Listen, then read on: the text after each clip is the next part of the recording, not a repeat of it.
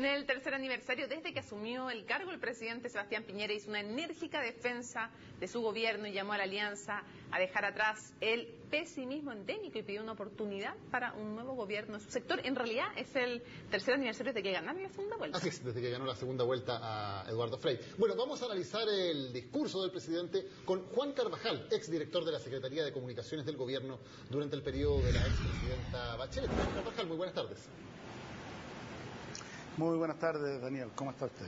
Muy bien. La primera pregunta, ¿a quién cree usted que iba dirigido este discurso del presidente Piñera, sobre todo cuando habla del pesimismo endémico de su propio sector? ¿A quién le está hablando?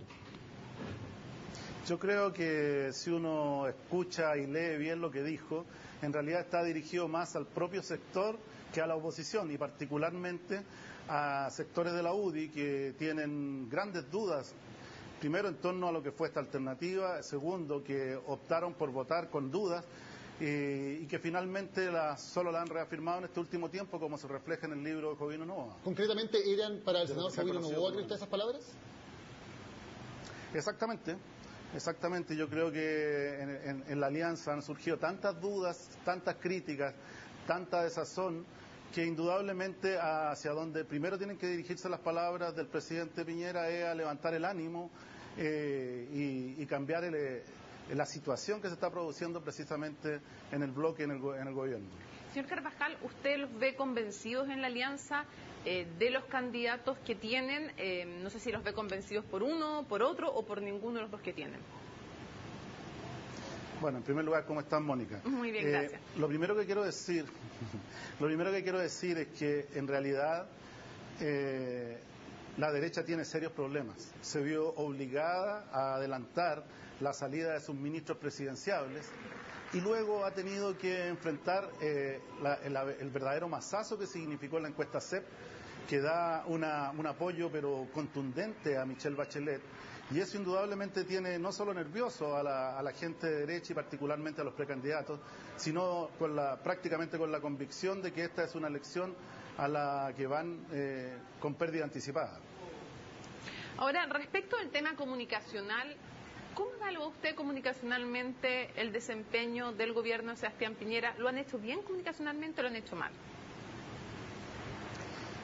Bueno, no tengo otro remedio que decirle que lo han hecho pésimo, porque creo que uno de los problemas principales que ha tenido el grupo que ha trabajado allí es, en otras cosas, el posicionamiento del propio presidente, que según se nota parece ser bastante contrario o rebelde a seguir ciertas instrucciones, y se nota que hay una indisciplina absoluta desde el punto de vista comunicacional. Mientras algunos sectores piensan que él debería salir más en televisión, otros piensan que debería salir menos. Y finalmente el posicionamiento público que se refleja en las encuestas le ha sido absolutamente adverso e ingrato. En algún momento surgió la teoría, incluso dentro del mismo oficialismo, que al gobierno le iba mejor en términos de opinión pública cuando el presidente aparecía poco, cuando finalmente eran más bien los ministros los que llevaban las vocerías y el presidente no estaba todos los días. Pero hoy vemos que sí es el presidente claramente el que toma un rol muy de liderazgo en lo ocurrido hoy. ¿Cree que puede haber ahí un cambio de estrategia en que el presidente Piñera nuevamente va a estar más presente durante el último año de su mandato? Yo creo que no sé si hay una definición estratégica o es la propia voluntad de Piñera, pero indudablemente todo indica que eso va a ser así. Pero quiero decir que hoy día, en nuestros días, la política transita principalmente por la televisión. Y no estar en la televisión es no estar en la política y no conectarse directamente con la ciudadanía. Y yo sé que ese es el drama que tiene el actual gobierno, porque en la medida que el presidente se conecta a través de la televisión, en vez de producir buenas sensaciones, de mejorar su posicionamiento, lo que obtiene es exactamente lo contrario. Ahora, usted señalaba que entiende que el presidente Piñera es poco dócil en el sentido de que no sigue las instrucciones de sus asesores.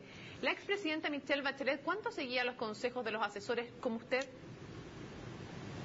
Bueno, partamos por decir que los liderazgos son los liderazgos, que los personajes tienen sus propios talentos, que el posicionamiento de la presidenta Bachelet fue en función de sus capacidades, pero creo que la estrategia comunicacional apunta primero a la coherencia discursiva, segundo al disciplinamiento de los entes gubernamentales, tercero a definir prioridades temáticas, cuarto a buscar ciertos elementos que desde el punto de vista discursivo realmente permitan conectarse con la ciudadanía, y yo creo que las 4 cosas, porque hay muchas más que acabo de decir, no han sido un talento del actual gobierno, ni de los ministros, ni del propio presidente. Pero le insisto, ¿era más dócil la expresidenta Michelle Bachelet? ¿Les hacía caso a los consejeros como usted?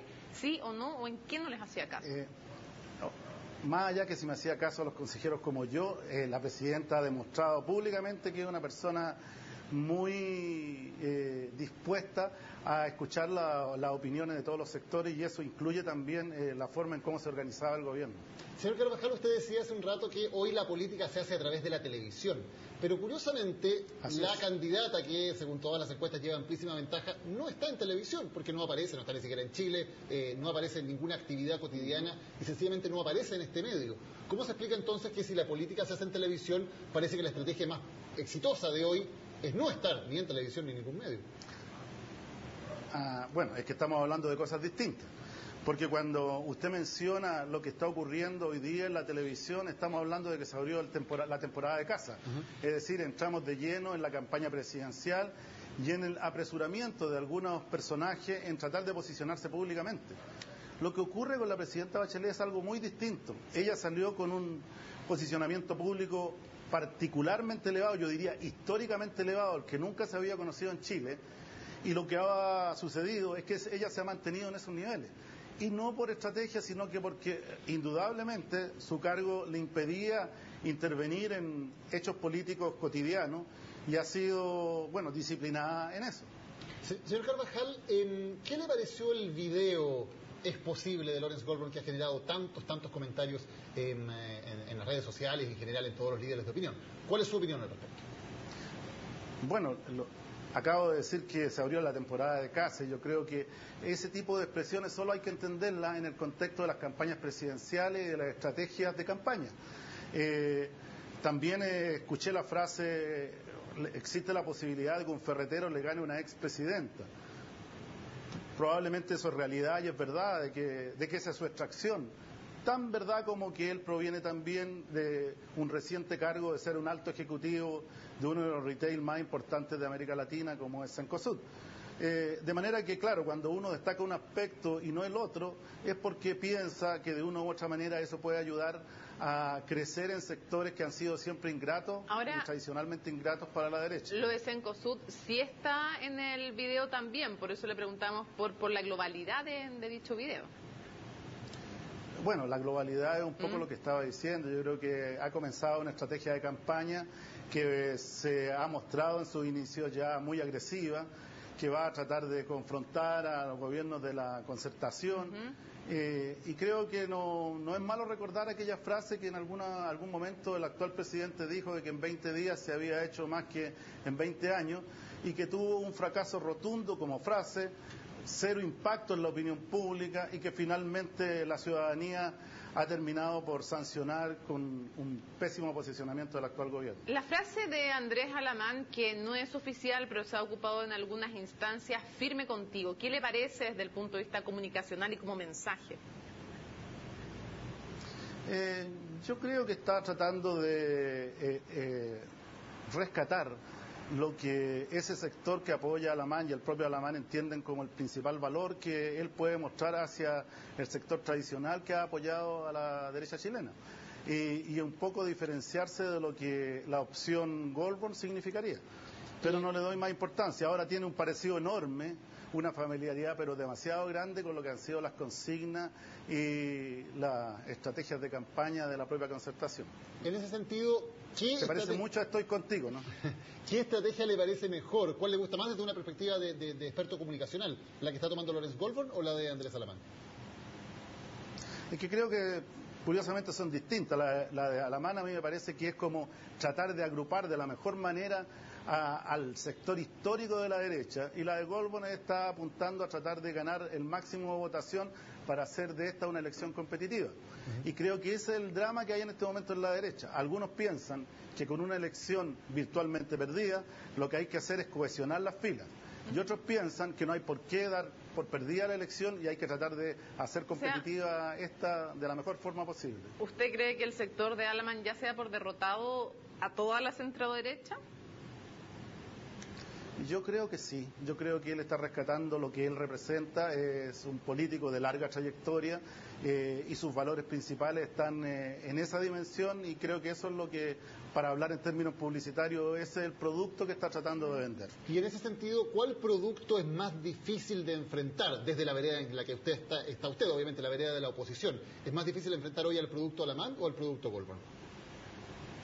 Bueno, el producto Alamán no cuesta nada en realidad, porque las campañas electorales se dan siempre en el plano de la lucha por conquistar los votos ciudadanos. Y eso siempre va a ser más difícil y más competitivo. O sea, y en el aspecto de enfrentar a Goldman, ¿cuáles serían las complicaciones en el camino desde la concertación, desde una candidatura de Michelle Bachelet frente a Goldman? Yo sinceramente no le veo complicación en este momento histórico, porque lo que hay que exhibir frente a la ciudadanía es lo siguiente.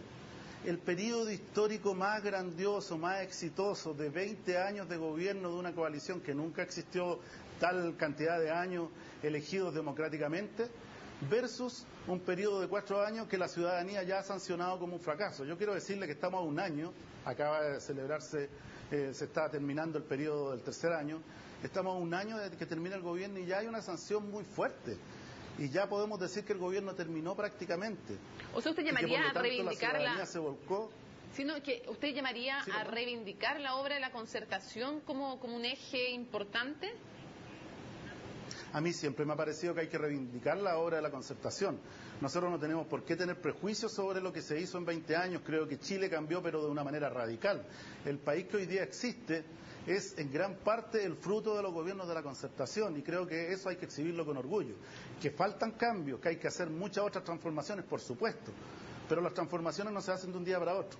No sería posible plantearse cambios radicales en educación, al binominal o cambios importantes en la salud, en el área laboral, si no tuviéramos la realidad que tenemos hoy día. En ese sentido, por lo tanto, Michelle Bachelet debería, como candidata, más bien mostrarse una candidata orgullosa de lo que hizo en su primer mandato, o debería también reconocer errores en algunos temas, como educación, como Transantiago, como lo ocurrido el 27 de febrero. ¿Dónde debe estar el balance entre ambas cosas? Es que lo que pasa, Daniel, es que yo no veo contradicción entre una cosa y otra. Exhibir con orgullo lo que fue la obra transformadora de la concertación no significa que uno no tenga claro que pudo haber errores como el Transantiago. O sea, hay un dicho popular que señala que quien quiere hacer tortilla no lo puede conseguir sin cobrar huevos. Por lo tanto, las transformaciones siempre van a traer problemas. Pero la gracia de un gobierno y la gracia de un liderazgo está en cómo se para frente a su pueblo, en cómo es capaz de poner el pecho para enfrentar las situaciones duras y cómo se ejerce la autoridad. Eso es lo que ha faltado en este periodo. Y cuando le preguntábamos por quién era más difícil, usted decía que ninguno de los dos representaba mayor dificultad. ¿Debemos entender que la elección ya está prácticamente definida, por lo tanto, la elección presidencial de noviembre? Yo creo que las cosas nunca hay que darlas por definidas. Y los votos hay que pelearlos hasta el final y no hay ningún sector que sea despreciable ni minoritario, pero indudablemente si uno se deja llevar por las encuestas es un caso histórico el que estamos viviendo actualmente y si las cosas se van dando en el contexto en que están y de la forma en que se están expresando, ese debería ser el resultado inevitable. ¿Y ve alguna amenaza? Ahora, dar por ganada una elección me parecería un gran error. ¿Perdón? ¿Ve alguna amenaza que en el futuro pudiera cambiar ese escenario? En política todo puede pasar y por lo tanto las peleas lo primero que hay que hacer hay que darlas y sería un gran error darlas por ganadas. Pero insisto, si uno se deja llevar por lo que es la tendencia, por lo que son los resultados de encuestas, esto va muy bien para los objetivos de la oposición. Ahora, desde la perspectiva de la elección municipal y un voto además voluntario, el mismo hecho de ser favorita en las encuestas no le puede jugar en contra en el sentido de que mucha gente dé por ganada la elección y no vaya a votar? Bueno, efectivamente, primero quiero ponerme en lo que fue la situación de la elección municipal, que dejó de manifiesto que hay grandes sectores ciudadanos, especialmente los jóvenes, que no están dispuestos a acudir a las urnas porque sea una obligación o por cualquier razón. Hay allí una demanda por hacer una tarea de seducción que es muy importante. Y yo creo que lo que hay que tener en cuenta, que parece, a mi juicio, no todo el mundo en la política lo tiene tan claro, es que se produjo un cambio radical en el padrón electoral. Hoy día los sectores que deciden una elección es el segmento que está entre los 18 y los 24 años. Y 30 años, si quiero ser un poco más extensivo, a diferencia de lo que era el padrón anterior, en que los sectores de mayor edad eran los que decidían una elección. Por lo tanto, eso cambia en el sentido del discurso, cambia en la propuesta y significa que hay que, bueno, sacarse las chaquetas, arremangarse las manos y salir a trabajar de una manera distinta, porque a mi juicio también hay formas que ya se agotaron en las campañas. Y el desafío que está puesto es qué se genera, qué se crea para entusiasmar. Un par de Una dudas democracia sobre... es sólida y estable en la medida que logra ese objetivo. Un par de dudas sobre ese tema de estrategia. Lo primero, ¿cómo debe ser, hagamos política ficción, que ya no es tan ficción en realidad, sí, pero cómo debe ser la relación de Michelle Bachelet con los partidos políticos? Porque hemos escuchado en innumerables ocasiones, y no solo es de la Alianza, la idea de que cuando se la vea cerca de los dirigentes tradicionales de la Concertación va a bajar en las encuestas. ¿Cómo debiera manejarse ese tema? Mire, yo en primer lugar, yo nunca voy a hacer política ficción, pero lo que sí quiero decirle es cuál ha sido la característica de Michelle Bachelet. Cuando ella asumió la candidatura pasada y finalmente fue elegida, ella tuvo plena autonomía y libertad para elegir a la gente que la iba a acompañar. Fue muy criticado en su tiempo. Se decía que faltaban los políticos y la política. Y si uno mide el proceso completo de los 4 años, tendrá que reconocer que Michelle Bachelet tenía lo suyo, que fue capaz de conectarse directamente con la gente, y a mí me parece que eso es lo que ella es y lo que naturalmente debería hacer de nuevo. No, o sea, voy a ser más preciso, creo que es lo que le nace y lo que va a hacer. Okay. No, ahí no hay estrategia, ella tiene una simpatía natural. ¿Usted le aconsejaría hacer, por ejemplo, hartos debates, confrontarse con otros candidatos o mantenerse alejada de esas instancias? La verdad es que yo no la aconsejaría en estos momentos de ninguna cosa, pero creo que las dinámicas que se generen en la campaña tendrán que ser las que se acuerden. Lo que sí le puedo decir es que creo que esta es una oportunidad más en que la autonomía e independencia de la candidata va a ser muy importante para formar los equipos, para decidir las prioridades programáticas y para lograr transformarse en una conductora real de una oposición que le ha costado mucho encontrar con elementos confluyentes y que hoy día lo encuentra, pero de manera muy gananciosa, con la propia Michelle Bachelet. En la campaña de 2005 el tema biográfico fue muy importante en la campaña de Michelle Bachelet. De hecho, por ejemplo, el cientista político Cristóbal Belolio se acordaba de un spot en La Franja que tenía bastantes similitudes en lo formal con este de Lawrence Goldborn, en que también se presentaba un poco la historia de vida de Michelle Bachelet. En una campaña 2013, ¿la biografía sigue siendo importante o ahora tiene que centrarse en otras cosas? Ahora que ya, obviamente, todo Chile conoce quién es y de dónde viene Bachelet. Yo creo que la primera virtud está a la vista. O sea, en este caso tenemos a una expresidenta que hizo un gobierno exitoso, que tiene un prestigio instalado, que ese prestigio lo trasladó a nivel mundial desde el cargo en Naciones Unidas, y en aquel entonces desconocida o muy poco conocida Michelle Bachelet como ministra de Salud, que se fue transformando en un personaje, hoy día es una expresidenta con una gestión que puede mostrar y bueno, con una experiencia que es tan importante en la política y en cualquier ámbito de la vida. ¿Hay que centrarse más entonces en los contenidos, más que en contar de nuevo un poco quién es Bachelet? Es que yo creo que ninguna cosa es descartable en esto, pero la diferencia es que ahora la inmensa mayoría de los chilenos conoce al personaje, sabe cuáles son sus capacidades y sus virtudes, y por lo tanto eso se va a expresar de manera natural en la campaña electoral. De hecho, estamos viendo, mientras lo estamos entrevistando, estamos viendo parte de ese spot en que además varios se ponían la banda presidencial, en que hacen como el paralelo que todos eran presidentes. Señor Carvajal, me gustaría saber, usted habla hartas veces de la simpatía de Michelle Bachelet y mirando al otro bando, digamos, mirando a los candidatos que tiene al frente. Respecto a Andrés Alamán, ¿usted no encuentra un candidato simpático? Yo no creo que el concepto simpático sea el más apropiado. Yo no lo encuentro empático. Yo creo que él es un personaje que calza bien para la clase política, pero no para la ciudadanía. Pero bueno, la derecha sabe por qué elige sus candidatos. ¿Y a Goldberg lo encuentra un candidato empático o simpático? Yo encuentro que él trata de ser empático y creo que la gesta que se produjo muy importante del rescate de los 33 mineros está tratando de ser utilizada al máximo para producir una conexión con la que el sector de la derecha nunca ha tenido. Entonces aquí lo más importante en realidad es eso. Michelle Bachelet representa naturalmente a un sector que históricamente ha representado o han representado todas las fuerzas que hoy día constituyen la oposición. No hay que hacer un trabajo para convencer a ese sector de la ciudadanía que es el mayoritario, que lo que se propone es lo que se busca y lo que se quiere y lo que se va a hacer. Juan Carvajal, muchas gracias por haber conversado hoy con nosotros aquí en CNN Chile. Muchas gracias a ustedes. Termina primera edición, pero por supuesto que nos reencontramos a las 10 en CNN Prime.